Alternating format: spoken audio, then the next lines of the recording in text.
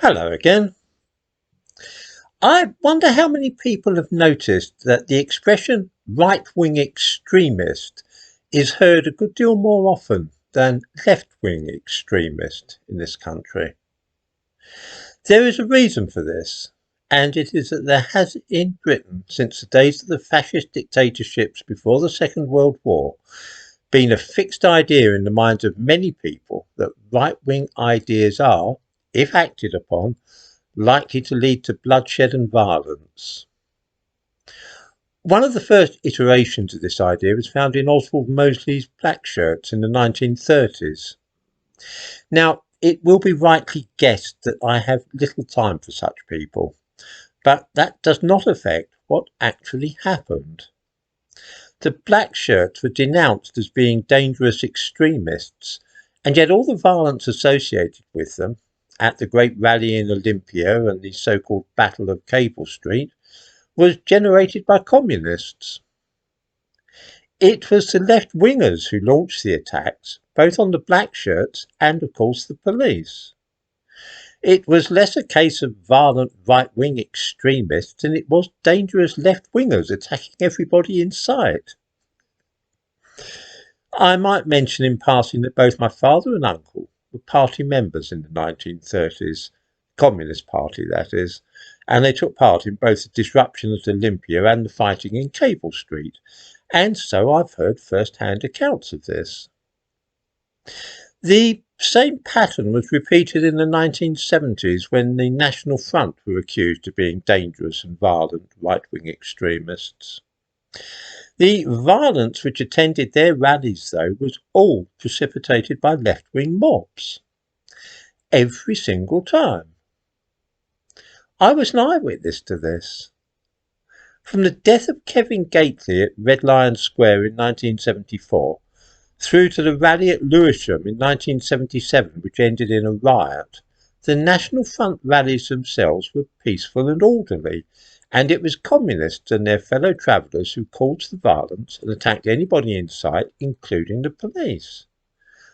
I was not then, and am not now, a supporter of the National Front. I am simply describing what actually happened. The situation is exactly the same today.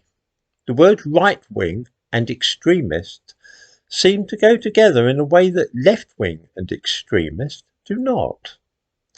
The idea that dangerous neo-fascist is always lurking there in the subconscious mind of many people, like some kind of mythic archetype.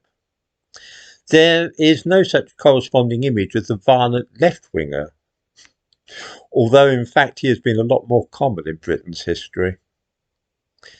Let me make myself clear, because I'm sure that an attempt will be made to distort what I'm saying here.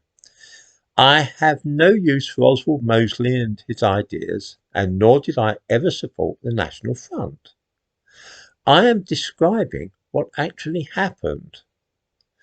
It might of course be argued that the ideas of such groups were dangerous, and that the National Front inspired skinheads in the 1970s to attack immigrants, for instance. That is a fair point, but of course left-wing ideology also inspired violence at the same time, so it's not fair to single out only right-wing groups in this way. Today, as I said, the situation is the same. Anybody who opposes further immigration to this country is sure to be described as a right-wing extremist, indeed a dangerous or violent extremist. The British police and MI5 always seem to be stumbling across spotty youths who own a copy of the anarchist cookbook, whom they can then haul up into court on a charge of possessing material which could be used in preparing an act of terrorism. Every one of these young men is described as a right-wing extremist. This is all creating a particular national narrative. I suppose that I was prompted to think about this due to the fact that those who subscribe to this channel are sometimes described as right-wing extremists as well. I'm sure that very few of them are anything of the kind. With a supposedly conservative government in force at the moment, which is in fact socialist in all but name, I can see that anybody who is even slightly to the right of centre in politics is now seen as a card-carrying Mosleyite, probably with plans to start a bomb-making factory in his spare bedroom. I never thought that with my own personal history and background, I have of course lived happily in a Marxist society, I would ever live to see the day that I was regarded as practically a fascist. But there we are.